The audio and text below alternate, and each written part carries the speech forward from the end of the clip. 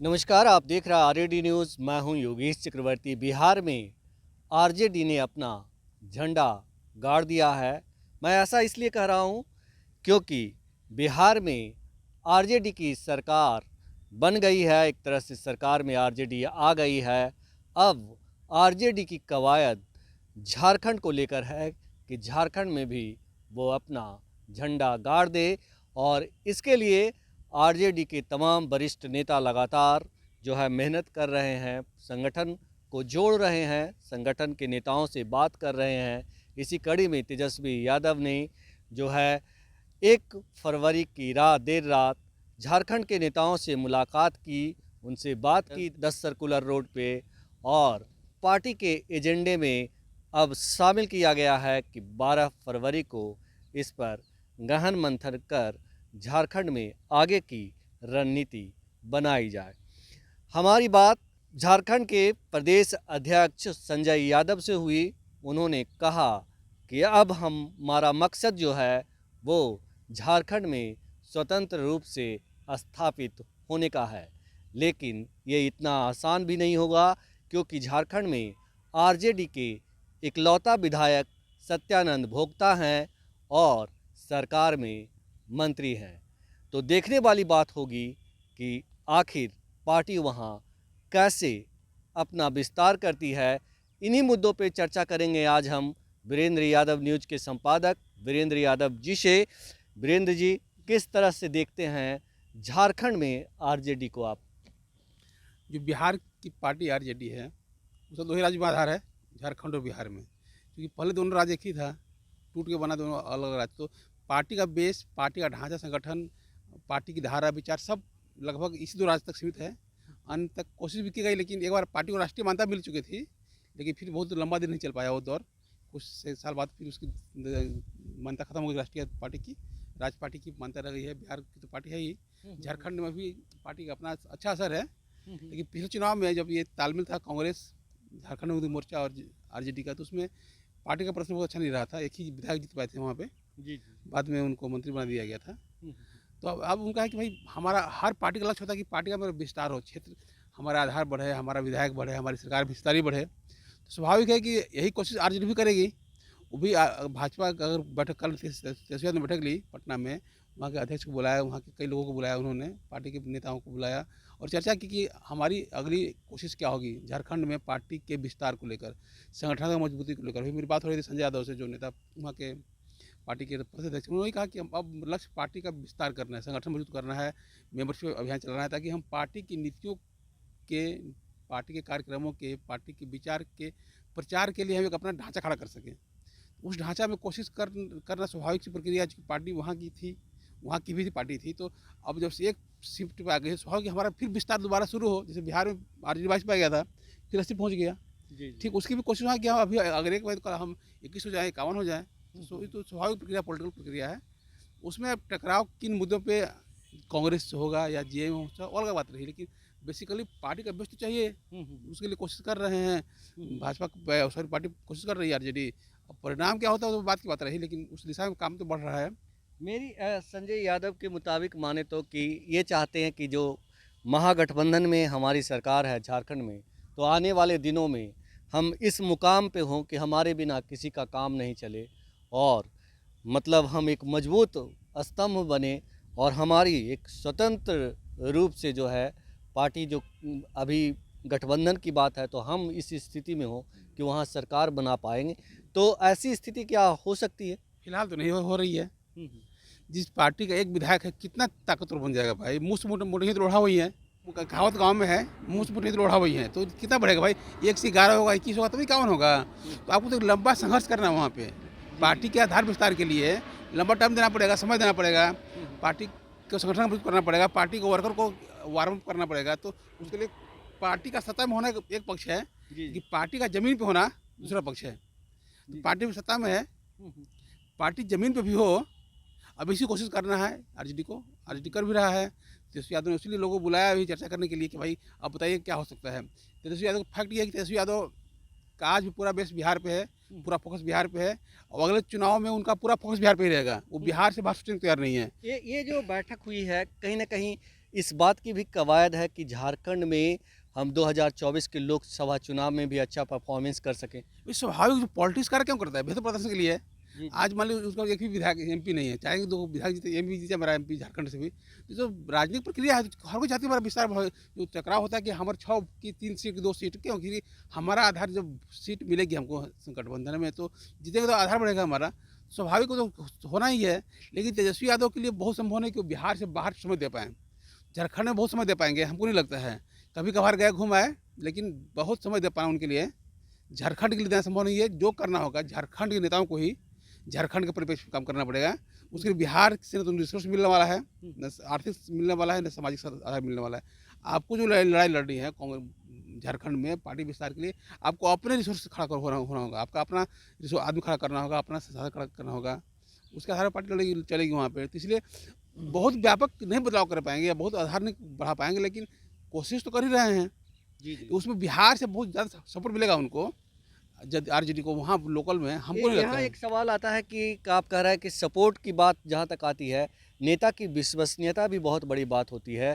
तो तेजस्वी यादव बिहार की तरह झारखंड में उनकी क्या स्थिति है? झारखंड में किस तरह वो स्टैंड करते हैं? झारखंड के जो अगर आप जातीय समीकरण को ही ध्यान में रखकर बात करें, तो झारखंड के यादवों के बीच कितने मान्य हैं? ये झारखंड बिहार नहीं है, नंबर 1। हुँ, हुँ। झारखंड का कोई इलाका नहीं जो कि जैसे बिहार में करता है डोमिनेट यादव करता है, कहीं कोई इलाका नहीं है। हुँ, वो क्षेत्र मूलतः यादव आदिवासियों का है। उसी में जो आदिवासी सवर्ण थे उनका है, उसमें यादव बहुत संख्या नहीं है झारखंड में। कुछ इलाकों में हो सकता है जो बिहार से लगा क्षेत्र है, लेकिन इतना कि यादव के बेस पे पॉलिटिक्स हो झारखंड में, ये संभव नहीं है, कभी भी संभव नहीं है आरजेडी के लिए। और जहाँ तक तेजस्वी की बात है, तेजस्वी भाई पार्टी के नेता हैं, इनफैक्ट वही पार्टी के नेता हैं। अगर संगठन है तो बिहार की डिप्टी सीएम है वो, झारखंड के नहीं है डिप्टी सीएम, जी, जी। बिहार के हैं। हुँ। उनका जो पॉलिटिकल पहचान है बिहार से है। हुँ। वो राष्ट्रीय न तो राष्ट्रीय कार्यकारिणी के सदस्य हैं, न राष्ट्रीय पदाधिकारी हैं, कुछ भी नहीं है वो। सिर्फ पार्टी के नेता हैं, विधानसभा में पार्टी के नेता हैं, डिप्टी सीएम है, लेकिन सब बिहार के हैं वो। तो उनकी आइडेंटिटी आज प्रशासनिक स्तर पर बिहार से बाहर नहीं है। लेकिन लालू यादव के बेटे हैं, राष्ट्रीय पार्टी अध्यक्ष के बेटे हैं, पार्टी का लीड को ही कर रहे हैं आज तारीख में, तो उस हिसाब से तो उनका असर होगा ही। ऐसा नहीं कि तेजस्वी यादव का असर झारखंड में नहीं है, लेकिन बिहार की तरह नहीं होगा, क्योंकि न तो उतना आधार है उस ढंग का, न ढांचा पार्टी का, और न सोशल बेस उस तरह का जैसे बिहार में है। हुँ, हुँ। तो इसलिए बहुत ज़्यादा तेजस्वी का प्रभाव नहीं होगा, लेकिन जो लोग वहाँ के लिए काम कर रहे हैं वो ज़्यादा जी, जी, चीज़ों को जी। समझ रहे होंगे कि हमें और क्या करना है अपनी पार्टी के लिए। क्या वीरेंद्र जी आपको नहीं लगता कि सबसे पहले जो है आरजेडी को अगर झारखंड में अपना अस्तित्व बचाना है, झारखंड में खड़ा होना है, तो एक ऐसा नेता ढूंढना होगा जो एक फेस जिसका अपना फेस वैल्यू हो, तब जा कर के आगे की रणनीति पर काम होगी? देखिए, आपने जो बात सही कही कि फेस वैल्यू ऑफ लीडर, हुँ, हुँ। बिहार की राजनीति, बिहार में 80 के आस-पास विधायक आरजेडी के हैं, हुँ, हुँ। 4-5 एमपी भी हैं, लेकिन बिहार का पार्टी का फेस क्या है? एकमात्र तेजस्वी यादव। जी, जी। बाकी कोई पार्टी के विधायक हैं, एमपी हैं, लेकिन फेस नहीं है। सेम समस्या झारखंड में भी है, वहाँ तो कोई फेस ही नहीं है। तेजस्वी यादव बिहार के फेस हैं, हुँ, हुँ। झारखंड के फेस नहीं है। और वहाँ का लोकल स्तर पे आप मानिए कि संगठन के आधार पे जो पार्टी के अध्यक्ष प्रदेश के, पार्टी के फेस माने जाएंगे, लेकिन वो पार्टी के नेता हैं, फेस फिर भी वहाँ नहीं है। वहाँ कोई पार्टी का फेस नहीं है। वहाँ पार्टी के नेता हो सकते हैं, विधायक हो सकते हैं, मंत्री होंगे, लेकिन पार्टी का फेस नहीं है। फेस तो आज भी बिहार के लिए भी तेजस्वी यादव हैं, और वहाँ के लिए भी तेजस्वी यादव हैं पार्टी का फेस। पार्टी का नेता कोई और हो सकता है वहाँ पे, लेकिन पार्टी फेस और पार्टी तेजस्वी यादव ही हैं, जी, यहाँ जी, भी जी। और वहाँ भी। जी, जी, जी। ले बात करें संजय यादव की जो प्रदेश अध्यक्ष हैं, तो संजय यादव क्या लगता है आपको कितने सक्षम हैं पार्टी को आगे बढ़ाने में, पार्टी को आगे ले जाने में, क्या लगता है? देखिए, अगर पार्टी ने भरोसा किया उन पे, जिम्मेदारी सौंपी है, तो कुछ तो पार्टी को लगा होगा ना, व्यक्ति के पास कुछ ताकत है, तब तो पार्टी अगर जिम्मेदारी सौंपी है तो कुछ वजह सोची होगी पार्टी। तो पार्टी की समस्या है कि उसने क्या सोच के दिया, लेकिन अगर दिया तो कुछ तो उस व्यक्ति के पास क्षमता होगी, आर्थिक संसाधन होगा, जनाधार होगा, बेस होगा, वहाँ की ज़मीनी समझ होगी क्षेत्र की, राज्य की। जी, जी। इसलिए पार्टी ने अगर दिया है, किसी को जिम्मेदारी सौंपी है पार्टी ने, तो उसका एक प्रॉपर कारण भी होगा, एक हुँ, हुँ। बेसिक आधार भी होगा कि क्यों किसी को बना रहे हैं अध्यक्ष। तो पार्टी ने अगर लगा होगा कि संजय यादव हमारी पार्टी को ताकत दे पाएंगे बिहार झारखंड में, तो उसके लिए बनाया होगा। तो पार्टी का इंटरनल मामला है कि क्यों दिया गया, लेकिन अगर दिया गया है तो ये माने कि उस व्यक्ति के पास कुछ खास योग्यता है, जिसकी वजह से पार्टी ने मौका दिया है। जी, जी, जी। हम ये नहीं कह रहे हैं कि क्यों दिया गया, आप जो बोल रहे हैं वही मैं कह रहा हूँ कि वो कितने सक्षम हैं, ये जो है उन पे निर्भर करता है कि पार्टी को वो कितना आगे ले जाएंगे और किस तरह की वो रणनीति बनाएंगे। नहीं, सही सही बात वही है कि पार्टी को अब पार्टी ने जिम्मेदारी सौंप दी है। अब पार्टी को अब 1 से 11 कब ले जाएँगे, 1 से 21 कब ले जाएँगे? आज नहीं, पार्टी अध्यक्ष की जिम्मेदारी अध्यक्ष की होती है।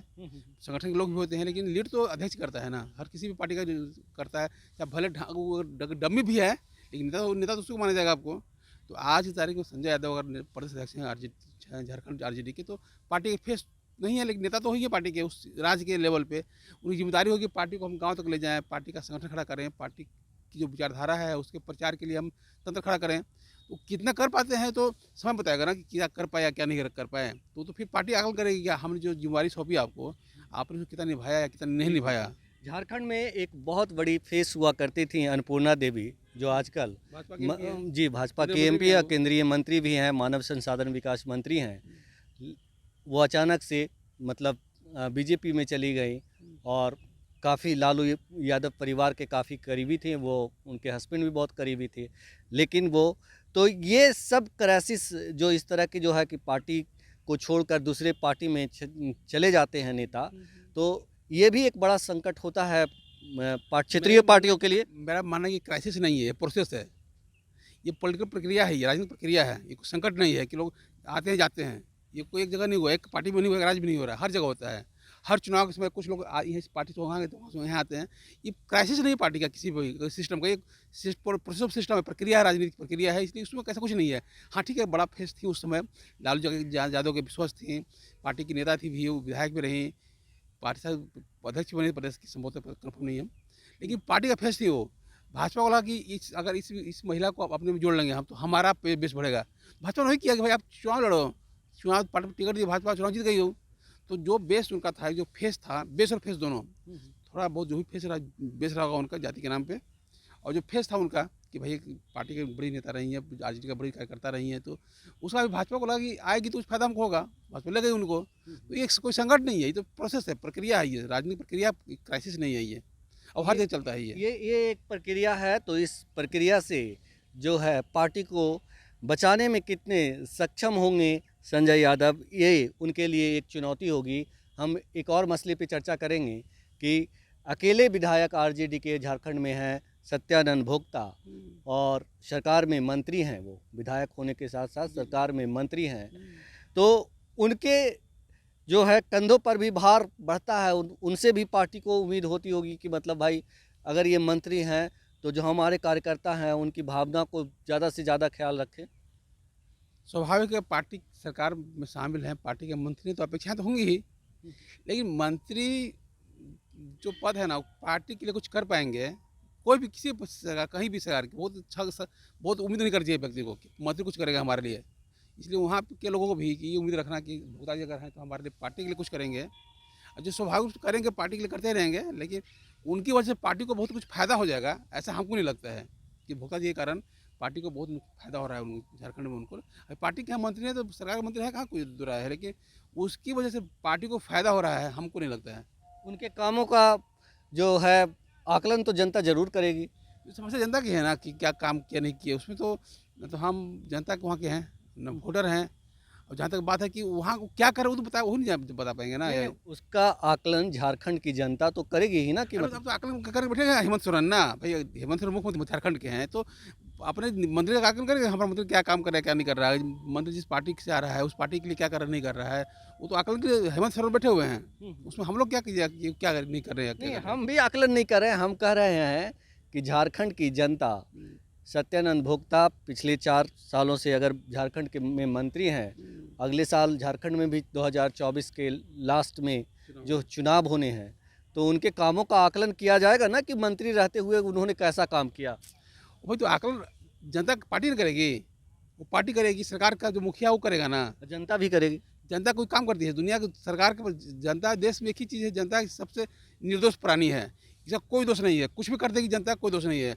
विधायक में अपराधी चुन ले कोई दोष नहीं है, बलात्कारी चुन ले कोई दोष नहीं है, जनता ऐसी चीज निर्दोष है, हर पाप के लिए पाप मुक्ति है ये, इसलिए जनता पे कोई दोष मत डालिए आप। जनता कुछ तय करती है, सरकार में शामिल पार्टी, सरकार से जुड़ी पार्टियां नेता तय करते हैं, वो पार्टी का नेता तय करता है कि हमारे नेता क्या काम कर रहा है क्या नहीं कर रहा है। उसके लिए जनता का बस 5 साल में एक बार वोट दा अब घर लेदर ओढ़ के चप्पल चलता बस। तो जनता निर्दोष प्राणी है, वो तमाम तरह के पापों को पुण्य में बदल देती है। इनके कहने का लुभाव वीरेंद्र यादव जी का यही है। लेकिन झारखंड में अगर संजय यादव प्रदेश अध्यक्ष हैं तो उनके लिए पार्टी को आगे ले जाना एक बड़ी चुनौती है, उनके कंधे पर एक बड़ी जिम्मेदारी है। और कहीं ना कहीं सत्यानंद भोक्ता के कामों का भी जनता आकलन जरूर करेगी। भले ही वीरेंद्र यादव जी कह रहे हो कि उनके कामों का आकलन हेमंत सोरेन करेंगे, लेकिन उससे पहले तेजस्वी यादव, संजय यादव और फिर जो झारखंड की जनता है वो भी सत्यानंद भोक्ता के कामों को आकलन करेगी। उसी के आधार पर आने वाले विधानसभा चुनाव में जो है जनता इनके पार्टी को नंबर देगी, वोट देगी। और जो सबसे बड़ी चुनौती है वो संजय यादव के कंधों पर है कि पार्टी का विस्तार वो किस तरह से करते हैं। अगर आपको हमारा ये डिस्कशन अच्छा लगा हो तो आप हमें यूट्यूब पर सब्सक्राइब करें, फेसबुक पर फॉलो करें और ज़्यादा से ज़्यादा लाइक करें, शेयर करें। धन्यवाद।